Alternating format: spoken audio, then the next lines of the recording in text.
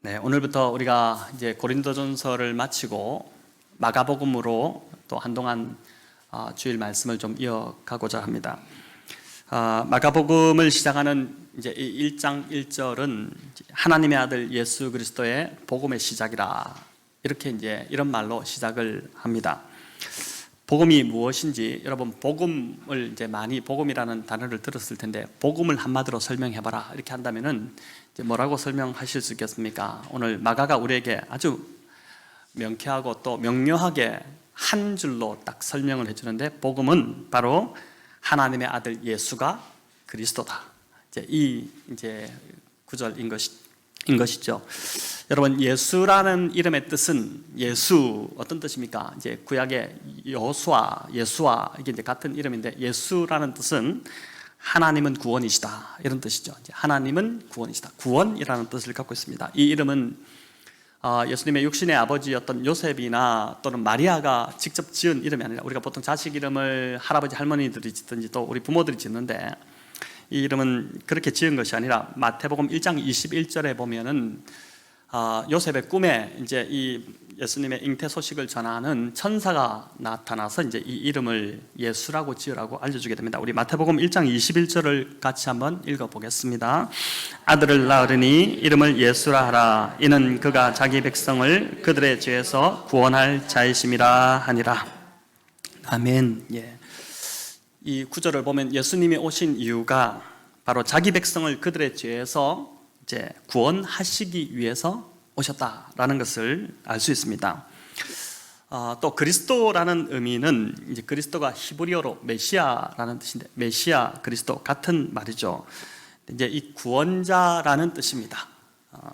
예수님이 우리를 죄에서 구원하시기 위해서 하나님이 기름 부어 보내신 종, 이제 그 구원자가 바로 예수님이다. 이제 그것을 알리는 소식이 바로 복된 소식, 복음이라는 것이죠. 복음은 말 그대로 이제 복된 소식입니다. 이제 영어로 굿뉴스라고 하고, 기쁜 소식, 또 좋은 소식인데, 헬라어로 이제 유앙겔리온이라는 단어를 사용합니다. 여러분, 이 말은, 이 유앙겔리온의 원 의미는 이제 고대 그리스 말인데, 전쟁에서 승리한 이제 소식을 전하는 전령을 이제 유앙겔리온이라고 했습니다. 고대 전쟁은 이제 이게 참 무시무시한 전쟁이었죠. 패하게 되면은, 전쟁을 해서 패하면은 그것은 이제 그 날로 그 나라의 운명, 그 나라에 속한 국민들의 운명은 끝이 나는 것이었습니다. 남자들은 모조리 다 몰살되게 되고, 또 이제 여자들이나 아이들은 그냥 노예로 잡혀가서 그 삶이 그냥 끝장나버리는 이제 그러한 전쟁이었는데, 여러분, 그러니 나라 간의 전쟁이 이렇게 일어났을 때 그 소식을 기다리는 국민들의 마음은 어떻겠습니까? 굉장히 초조하고 불안하고 그렇지 않았겠습니까? 그런 백성들에게 승리의 소식이 들려온다. 이것은 그 어떤 것보다도 참 값지고 기쁨의 소식이 되었던 것이죠. 마가는 마가복음을 시작하는 이 1절에서 바로 예수님의 이 복음을 헬라어로, 그 당시 사람들이 사용했던 그 헬라어로 유앙겔리온이라고 이제 기록을 했습니다. 즉, 죄로 인해 죽을 수밖에 없었던 자들이 예수님으로 인해 구원받은 것보다 더 값지고 기쁜 소식은 없기 때문인 것이죠. 죄로 인해 영원히 죽을 수밖에 없었는데, 더 이상 소망이 없고 어떻게 이제 이것을 해결할 방법이 없었는데, 예수님께서 십자가 위에서 우리로 인해 이제 대신 죽으시면 우리를 위해서 영원히 살 길을 내셨다, 영원한 살 길을 만드셨다는 이 소식은 전쟁에서 승리했다는 그 소식과는 참 비교도 안 되는 값지고 기쁜 그런 소식이었던 것입니다. 특별히 마가복음이 로마인들을 대상으로 기록된 복음이라고 이렇게 봅니다. 이제 마태복음이 유대인들을 대상으로 기록된 복음이었고, 요한복음이 당시 이제 헬라 세계에 이제 그들을 대상으로 기록된 복음이라면, 이 마가복음은 특별히 이제 로마인들을 위한 복음이다, 이렇게 이제 알려져 있기도 한데, 그렇기 때문에 이 유앙겔리온, 그 당시 로마 사람들이 사용하던 단어였기 때문에 이것이 복음이다, 예수 그리스도가 복음이다, 이 말이 더 좀 깊이 와닿는 그러한 말이었을 것입니다. 자, 저와 여러분에게도 하나님의 아들 예수가 그리스도다, 즉 구원자다라는 것은 정말 복음입니다. 맞으시죠? 여러분, 이것으로 충분하십니까? 아니면 또 다른 뭔가가 더 필요하십니까? 어떻습니까? 예수님이 구원자다, 네, 맞습니다. 그것도 좋은데 지금 저희 통장 잔고를 좀 더 채워주시면 좋겠습니다. 아니면은 좀 뭔가 건강에 지금 좀 회복을 주시면 좋겠습니다. 또 다른 뭔가가 좀 더 필요합니다. 이것도 좋은데 이 좀 더 뭔가가 사업이 잘 되고 뭐 이렇게 하면 좋겠습니다 라고 생각을 하십니까? 여러분, 예수님이 구원자로 이 땅에 오셨을 때 이제 십자가에 달려 돌아가시는 참 초라한 모습으로 오셨습니다. 아니, 구원자, 로마 시대가 이제 만약에 그 기대하는 구원자는 정말 백마를 타고 또 이제 막 승승장구하게 이렇게 들어오는 그러한 모습인데, 예수님은 나귀를 타고 예루살렘에 입성하시고 작은 그 나귀 새끼를 타고 입성하시고, 이 참 초라한 모습이지 않습니까? 왜 예수님께서 의사의 참 명의, 뭐든지 다 고칠 수 있는 명의, 의사의 모습이나 또 갑부의 모습이나 정치가나 왕의 모습으로 오지 않으시고 갈릴리의 평범한 목수로 태어나셔서 그렇게 30년간 자라시다가 3년간 참 그 공생애를 마치시고 마지막에 십자가에 달려 죽으시는 그러한 인간의 모습으로 오셨을까요? 이것은 인간의 문제가 이제 돈이나 의술이나 권력으로 해결되지 않기 때문에 그런 것입니다. 돈으로 해결될 문제였다면, 우리 인간의 이 문제가 돈으로 해결될 문제였다면 우리 주님께서 굉장한 갑부로 오셔가지고 돈을 다 줘서 돈으로 다 해결하셨겠죠. 그러나 그렇게 해결될 문제가 아니었다는 것입니다. 아마 지금도 이 통계가 거의 변하지 않을 것 같은데, 한때 한국의 청소년 청년들의 자살률이 가장 높았던 도시가 어디냐, 이걸 통계로 이제 뽑아봤는데 어디였냐면은 강남이 1위, 그 다음에 분당이 2위, 목동이 3위, 일산이 4위였습니다. 순서대로 이제 됐는데, 여러분, 이 순서가 어떤 순서냐면은 가장 잘 사는 동네 순서입니다. 대한민국에서. 그리고 가장 학구열이 높은 강남의 대치동, 또 목동의 그 학원, 얼마나 이 참 학구열이 높은 동네들입니까? 자, 근데 이곳에서 자살률이, 특별히 이 10대, 20대의 자살률이 가장 높게 나왔던 것이죠. 여러분, 뭘 이야기해 줍니까? 돈이 인생의 문제를 해결하지 못한다는 것이고, 돈이 아무리 많아도 그 인생의 고통스러운 것을 해결해 주지 못한다는 것이고, 또 그렇게 공부를 열심히 해서 좋은 대학에 가고 좋은 직장을 잡고 그 학벌이 높은 그것을 갖춘다 하더라도 그것이 궁극적으로 인생의 문제를 해결해 주지 못한다는 것이었습니다. 예수님이 십자가에 달리시기 위해서 오셨다. 우리를 구원자로 오셨는데 그 구원자의 모습이 십자가에 달리시는 모습으로 오셨다는 것은 인간의 궁극적인 문제는 돈도 아니고 건강도 아니고 바로 뭐라고요? 죄 문제라는 것입니다. 이 죄 문제가 해결되지 않는 한 인간은 그 어떤 것을 많이 갖고 있더라도, 그 무엇을 많이 누리더라도, 다 갖추었다 하더라도 늘 공고하고 외롭고 두려움에 사로잡히고 근심에 눌릴 수밖에 없다는 것입니다. 그래서 마가가 이 복음을 시작하는 이 복음의 시작이다 하는데, 복음의 시작을 지금 세례의 이야기로 시작하는 것은 복음의 핵심을 제대로 간파하고 있다는 것입니다. 여러분, 마가복음의 시작, 예수 그리스도의 복음의 시작이다 이렇게 하고 나서 바로 이어지는 게 두 세례의 이야기로 시작되는데, 세례 요한이 세례를 베푸는 것과 예수님이 세례를 받으시는 이야기로 시작됩니다. 이 마가복음은 어떻게 보면 이제 마태복음, 누가복음, 요한복음은 상당히 좀 뭐 여유를 가지고 썼다고 할까? 이런데 이제 이 마가복음은 긴박합니다.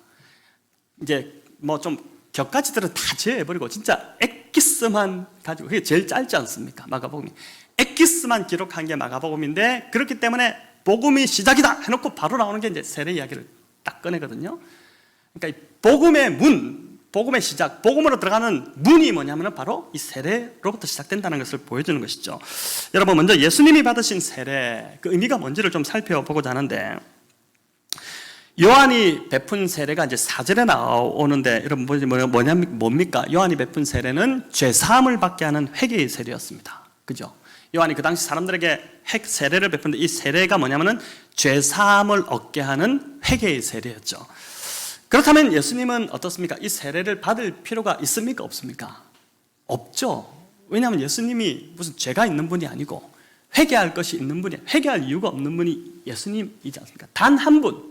우리 여기 모인 모든 분들이 이번 한 주 얼마나 많은 죄를 지었습니까? 어떤 분은 막 그냥 생각으로 짓는 죄가 너무 많아가지고 이 뇌를 좀 꺼내가지고 좀 씻어서 다시 좀 이렇게 장착하고 싶은 이제 그런 마음이 드실 분도 있을 텐데, 진짜 우리는 늘 죄를 짓는데 유일하게 회개할 필요가 없는 분이 바로 예수 그리스도신데, 그분께서 왜 요한이 어떻게 내가 세례를 받아야 되는데 당신이 나에게 오셔서 세례를 베풀라고 하십니까? 그러니까 예수님이 허락하라, 이렇게 함으로 우리가 하나님의 의를 이루게 된다라고 이제 하시는데, 죄가 없으신 분이 회개의 세례를 받으신 이유, 여러분 그 이유는 우리의 죄를 위해서, 우리 대신 죄의 형벌을 감당하시기 위해서 이제 세례를 받으신 것입니다.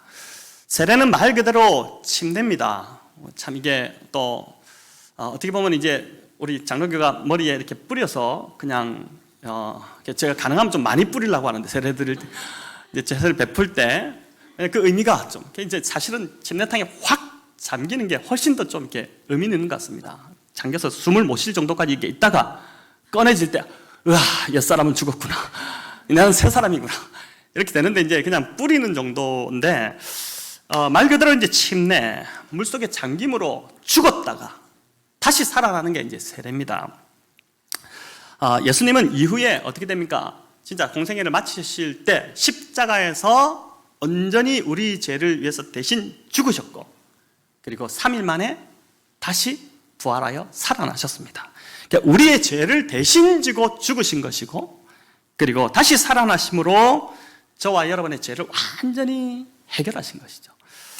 그러니까 요단강에서 받으신 이 세례는 예수님의 이 3년간의 공생애가 무엇을 위한 공생애인지를 상징적으로 보여주는 것이고, 그 공생애의 결정타, 여러분 성경에 사복음서 가보면 다 어떠냐면은 예수님의 그 십자가 사건이 거의 한 3분의 1을 차지합니다. 그죠? 복음서마다. 그게 참 비중이 큰 것이죠.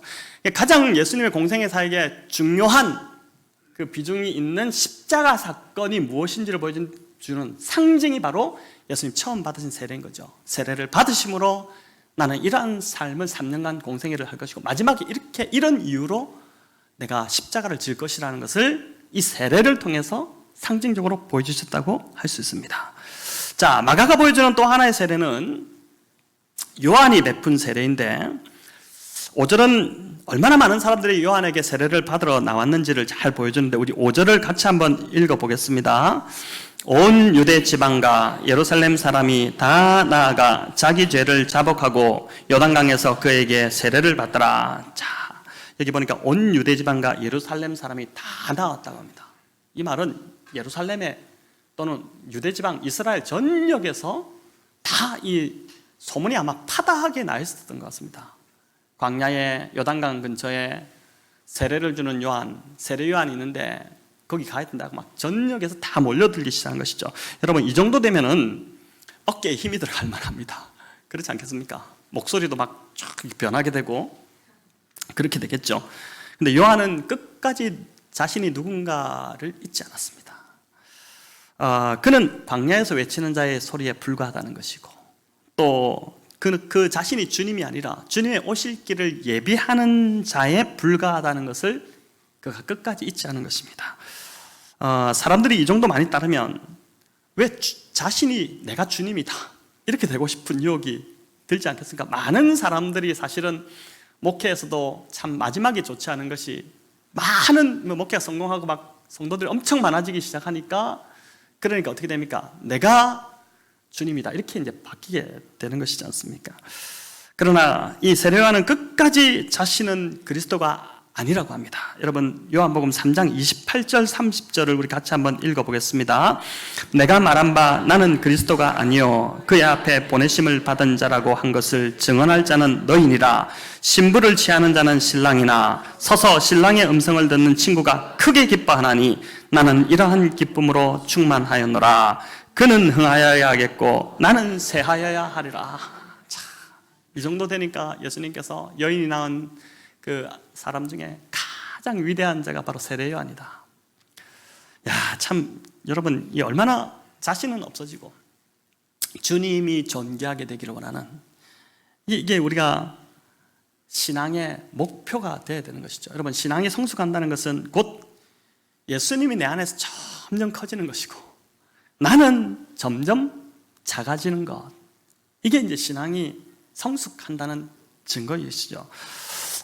찬송가 288장 3절에 참 저도 좋아하는 찬송인데, 주 안의 기쁨 누림으로 마음의 풍랑이 잔잔하니 세상과 나는 간 곳 없고, 그 다음 뭡니까? 구속한 주만 보이도다. 이것이 나의 간증이요, 이것이 나의 찬송일세.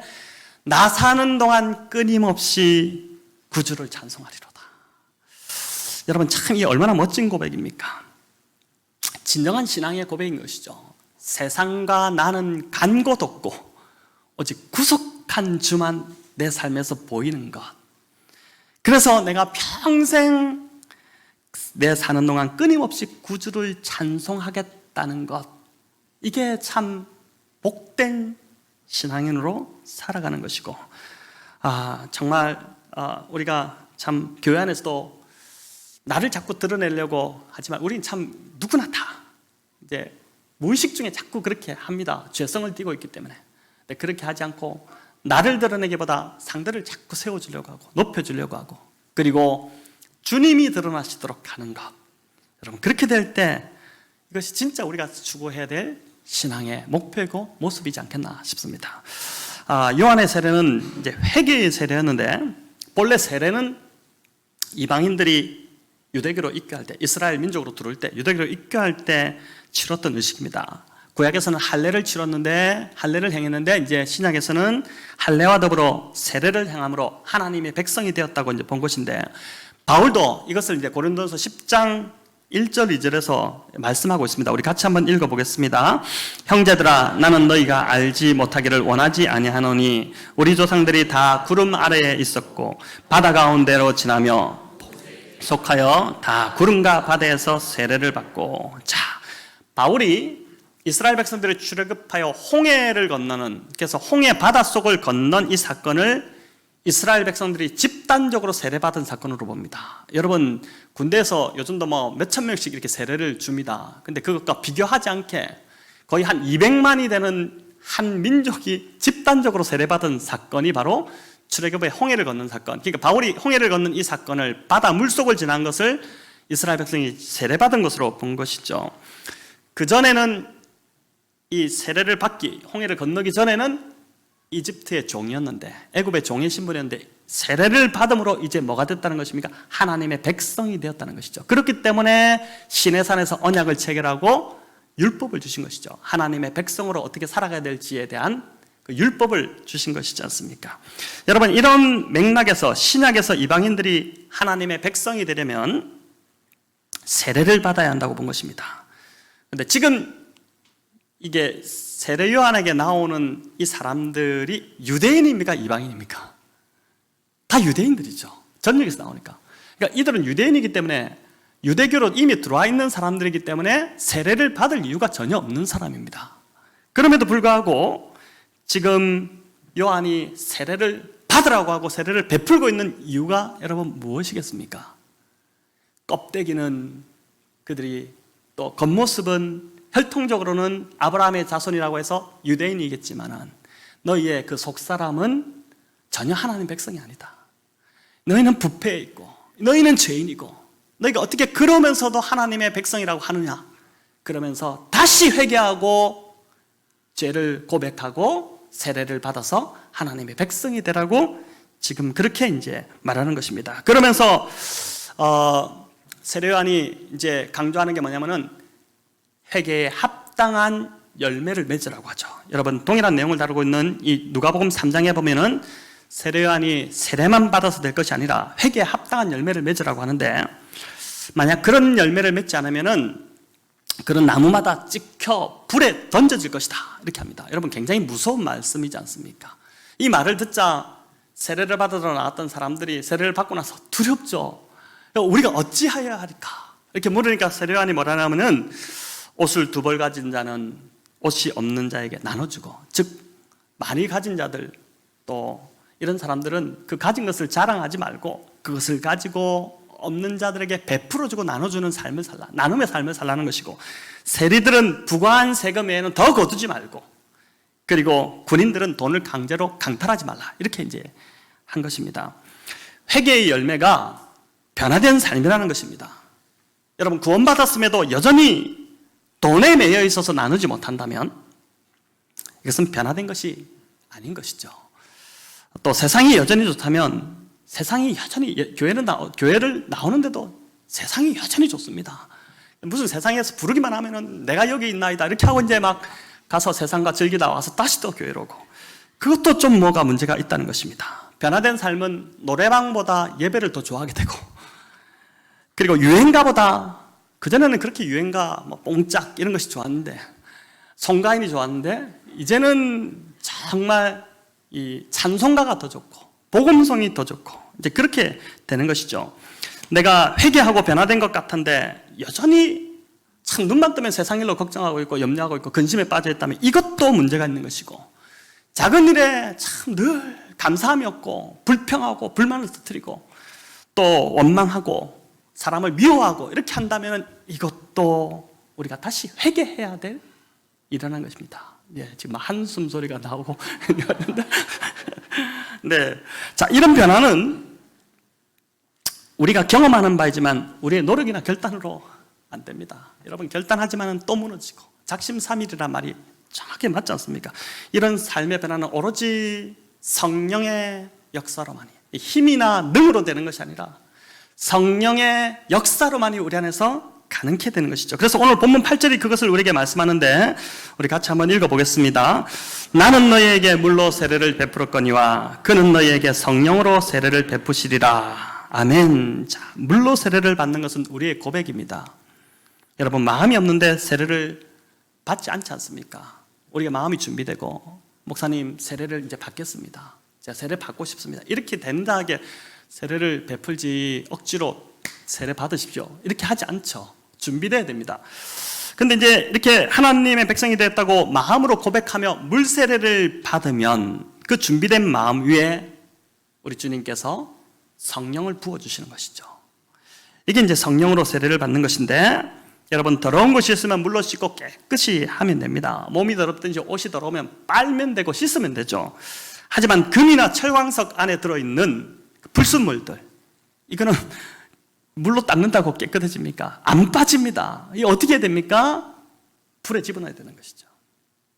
불에 집어넣어서 불 속에서 녹이는 것입니다. 그러면 형체가 변형되면서 그 안에 있는 것들이, 불순물이 다 빠져나오고 이제 순금이 되는 것이죠. 여러분, 사람의 변화도 마찬가지입니다.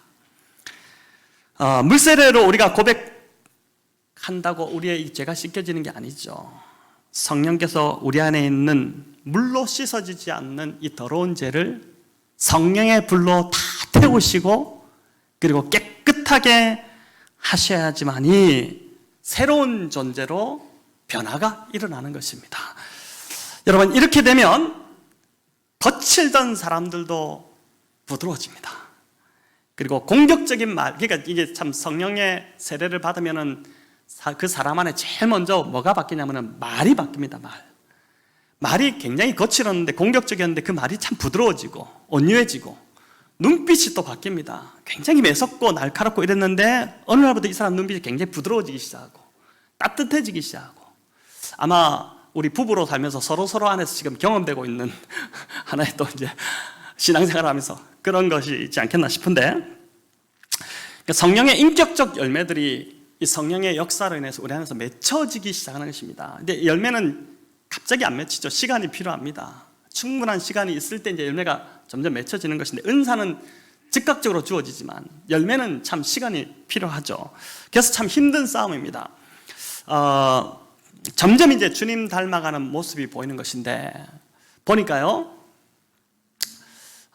이제 그 말이 참 교회로서는 칭찬의 말인 것 같습니다.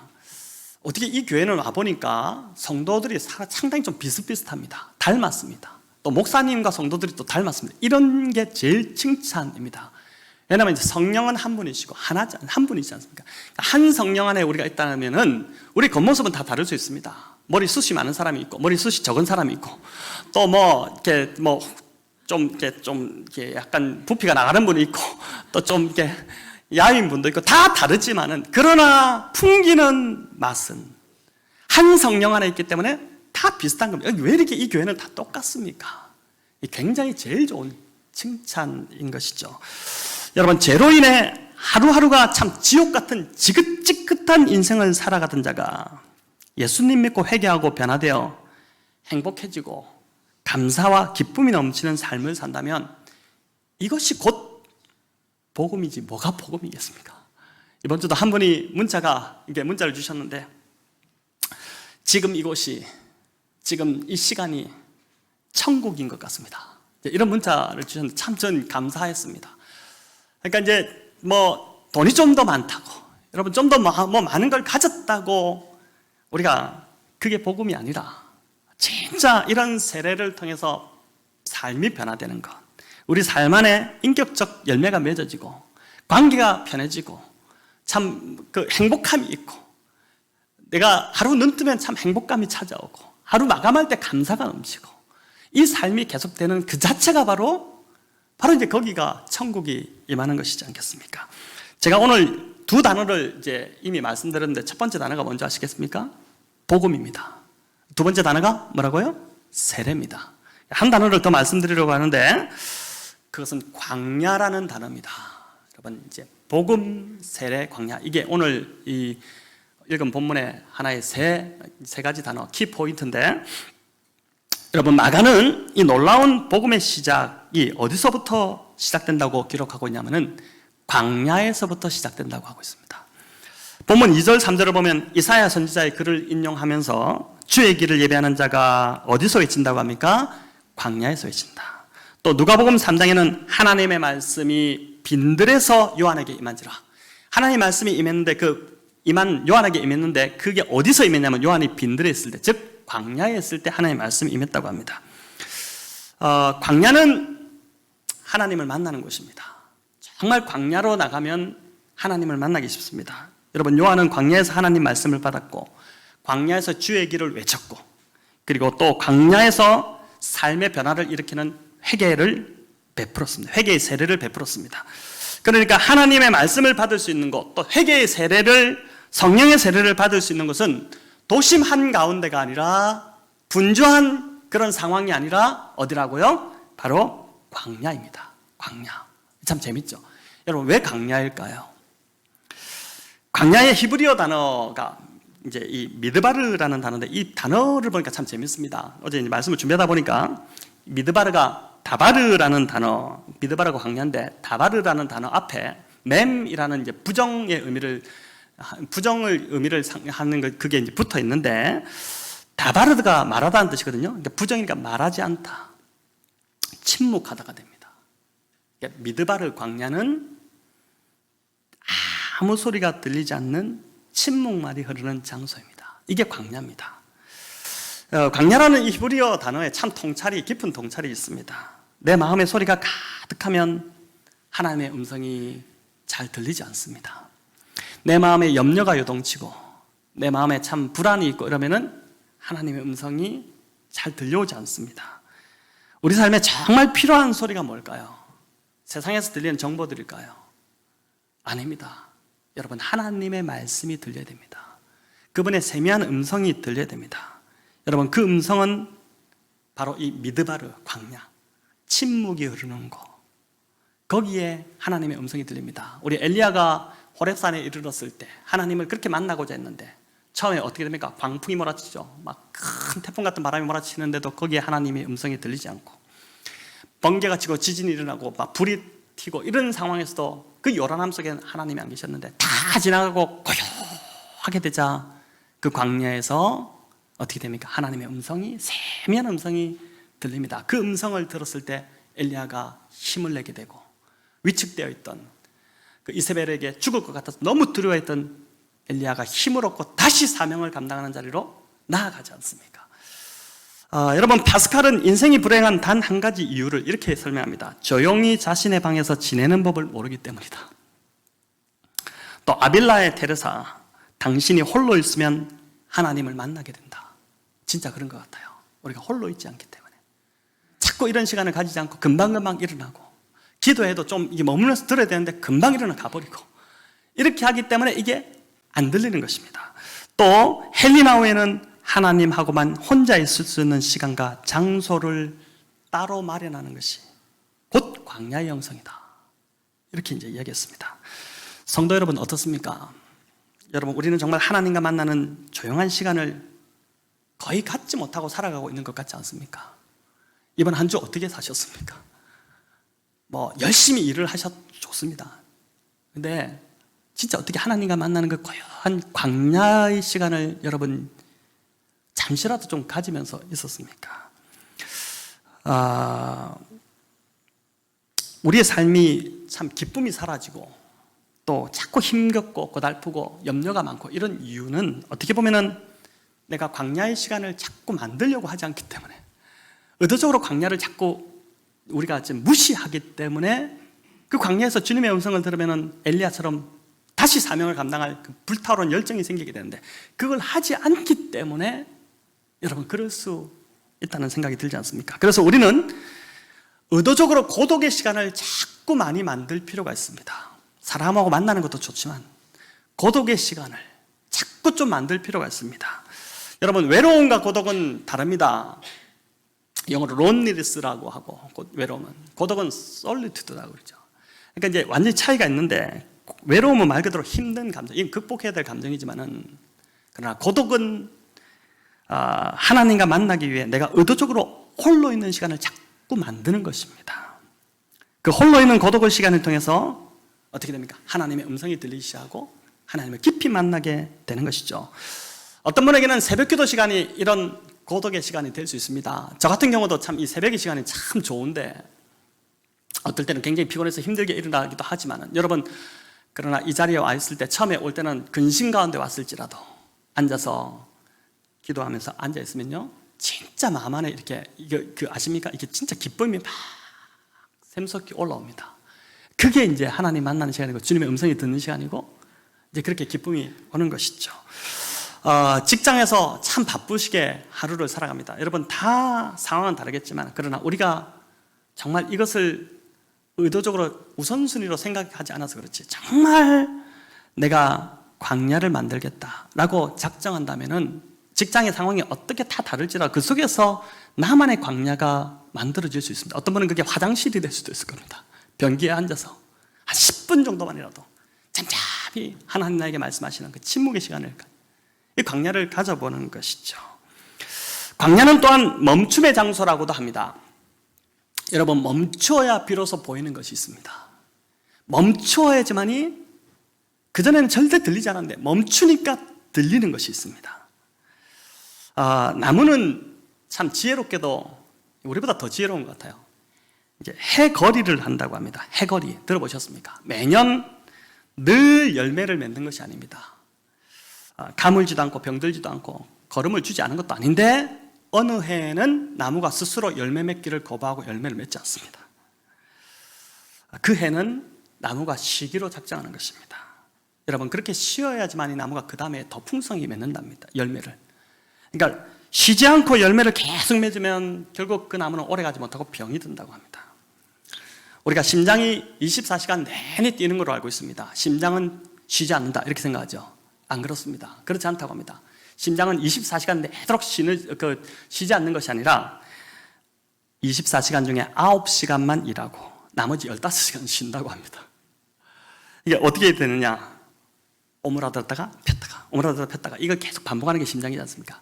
오므라들 때 일을 하는 거고, 펴는 때 쉬는 겁니다.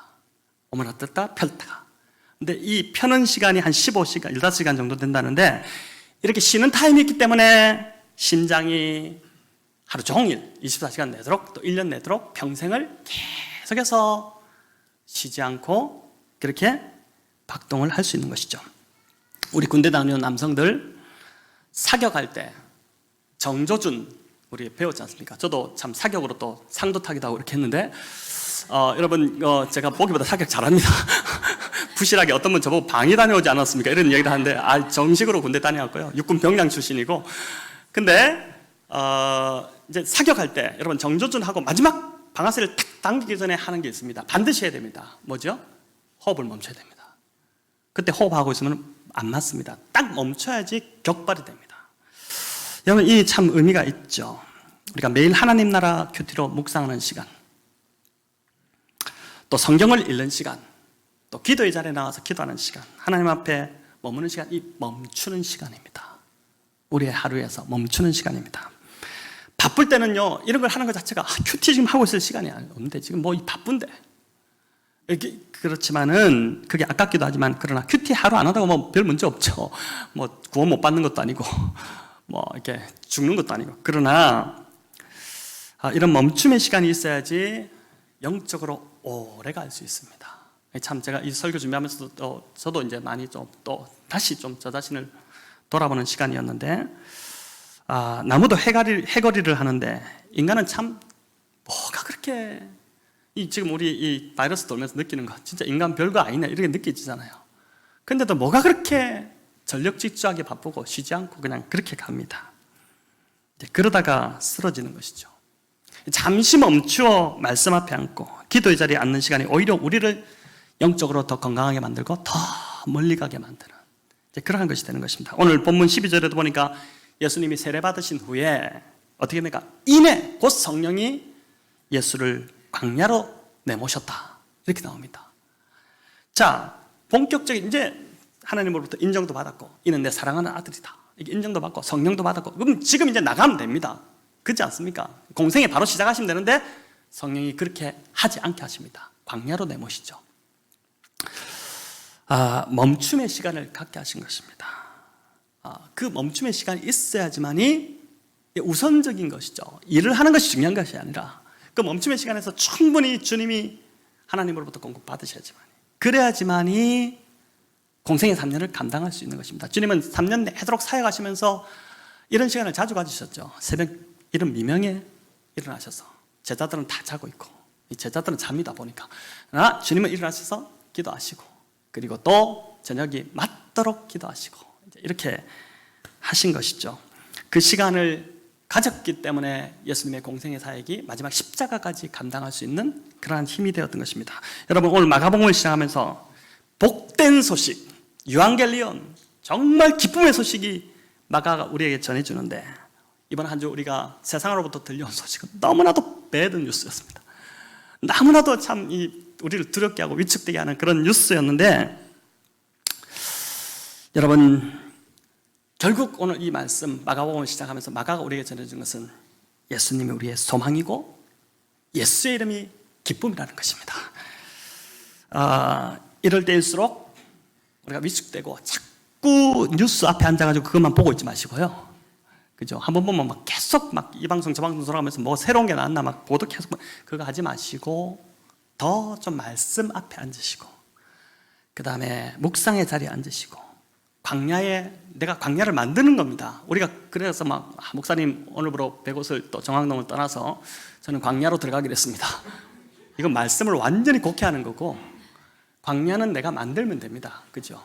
내 삶에서 충분히 광야를 만들 수 있습니다. 마음이 없어서 그렇지.